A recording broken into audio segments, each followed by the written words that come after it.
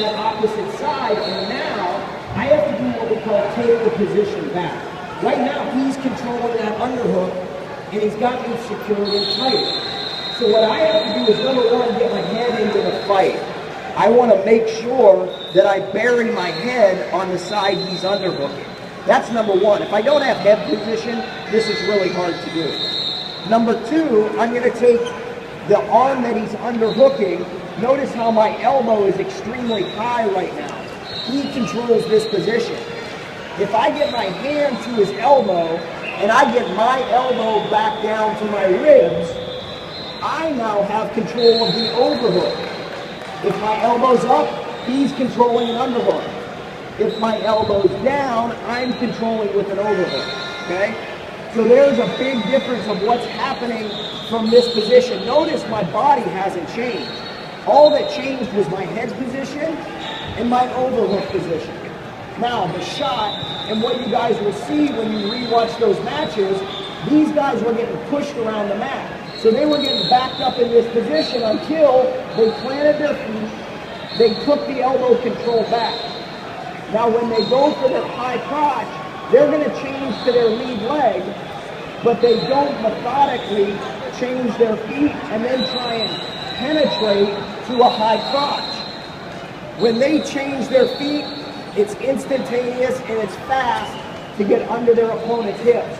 And when we shoot this high crotch, or we throw ourselves to this high crotch, we're trying to penetrate down, and as soon as we hit the mat, we then want to explode up into his hip.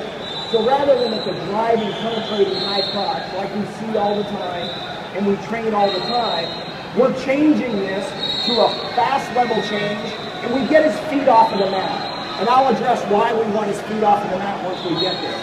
So he underhooked, he was pushing. Head position, elbows control. Now when it's time to go, it's a quick change with my feet. My lead leg comes forward and I drop to 2 knees. I immediately drop to 2 knees. Is this still working? Okay. So when I penetrate, I don't want to step like we normally do to a high crotch. We're going to throw our hips underneath so our knees hit, and immediately my butt comes up off of my heels. When my butt comes off of my heels, I need Kyle's feet to be off of the mat. If his feet remain on the mat, that's where his defense comes from. He can only sprawl, a wrestler can only sprawl if his feet are on the mat. So once we take our shot and we penetrate, the next movement, this is tough with this microphone. In this position, when I bump Kyle up, all I'm trying to do is make sure that his feet are off of the ground. Okay? Now this is all happening in a split second. If you guys watch those finals matches, you're going to see how quickly those guys transition from this position. Now once I hit and Kyle's feet come off of the mat, I'm going to spin out from underneath of Kyle so that we can come up on top. With that change in that high crotch position, we give ourselves the opportunity to go from defending his tie-up to an offensive attack and potentially finish a takedown, okay? If I stay in the underhook and he continues to push me all over the mat, the referee's definitely going to hit me for stalling. So we say to our athletes all the time, you got to stand your ground. I have to make sure I'm controlling the mat as he's driving through me. So one more time. See if I can get this to work. He underhooks and he's pushing. Head position happens first. Second, I gotta plant my feet and push back into him. Once I know I've got pressure coming into me from my opponent, my elbow comes down, we take control of the overhook, and in a split second, my hips have to be under his hips. I don't want to try and throw myself out front to where he has room to sprawl and get extremely heavy on me. We want to make sure we go all the way underneath so that my hips will bump his hips up under that position, okay? Now, I showed the first time our finish of coming out from underneath of him. So my trail leg steps up, I drop him off of my shoulder, and I want to try and finish right up on top of him. Sometimes we penetrate so hard that I'm not going to be able to spin back up on top. So this is what we're going to call dipping. I'm going to dip my shoulder, dip my head, and let my opponent come forward off of our hips. So I got to my shot, I bumped him, okay? And if you guys watch those finals matches and you pause it, there's a point in both shots where this guy is completely upside down, he's in the air, okay? Spinning out from underneath to get that first finish may be hard. The second finish is to simply disappear from underneath of him. So I'm going to dip my head, and I want to put Kyle's hip to the mat in front of me. Once we hit the mat in this position, I never want to move away from my opponent. In fact, I now want to cover and drive. I'm not concerned about what I get. I don't have to get a cradle. I don't have to get a claw. I don't have to lift this Turk up. What has to happen is that my body weight now collapses and covers him to secure my takedown. Okay? So the first finish was coming out from underneath and finishing on top, a really basic finish for our takedown. The second one is going to allow us to maybe secure some back points, but most importantly, it's a dominant, solid finish. It eliminates his scramble. It eliminates him being able to attack my ankles. If you guys notice through this whole movement, funk wrestling, which is really happening a lot, if you guys watched the 125-pound final, you saw in that match where guys were rolling and diving at ankles the whole time. If you can eliminate that one phase of his defense, you got a really good chance to score your points. In the big matches, in some of these finals that will even happen at this tournament, they may be a one-point match. So the one takedown could be the difference of being the national champion or not, right? So in this position, he's underhooking. We get our head position, we stand our ground with our feet, elbow control comes down, we penetrate underneath, we get him up in the air. Once he's up in the air, I got two options. I step and spin to come up on top, or we dip him off, and now we're looking to attack into him, okay, to secure our points. So, I like going off of, or I like learning and teaching from what's happening and what's relevant right now. And I see this position working at the highest level of folk style wrestling. If it's working in the NCAA finals, every wrestler should have that in his offense, okay? There's nothing worse than when you see a guy get underhooked and he just gets pushed all around the mat, he can't stand his ground. So the first thing is learning how to position myself into my opponent, stop that scoring position, okay? So that was a slip arm high crotch to get to that position. His underhook gets slipped out from our shot. The next thing I want to look at is if he underhooks me and I stand my ground, but he squares up really hard. So if we got into the underhook and I take the position back and I'm squaring up, but this leg keeps coming into me, he's really trying to square up with that. We're going to drop to our swing single. When we attack to our swing single from an underhook, one major thing has to happen. This underhook here that he's controlling, even though I take it back, when it's time to shoot, I have to make sure that that arm disappears or that underhook is taken away.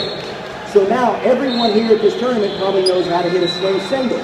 So when we attack our swing single, our knee penetrates to his heel, my overhook, the underhook that he's controlling, I'm going to try and pull that down to the mat as we shoot.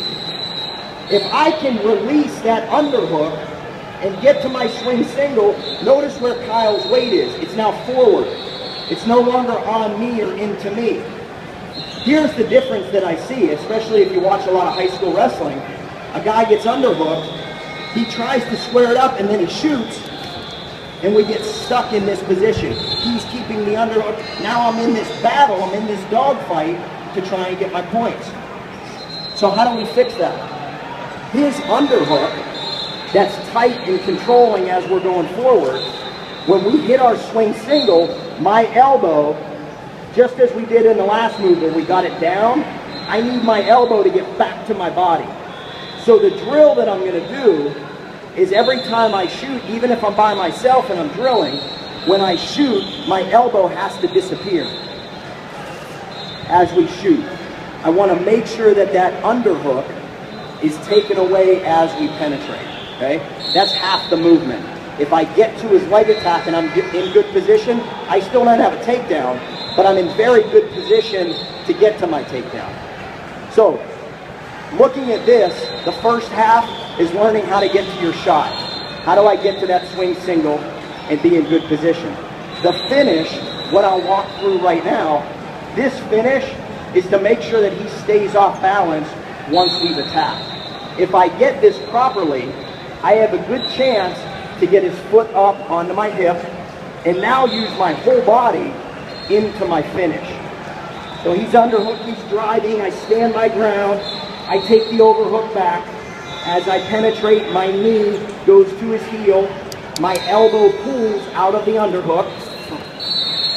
Now once we hit the mat, I want to make sure that my feet move over his foot, my hands lift his foot up onto my hip, okay?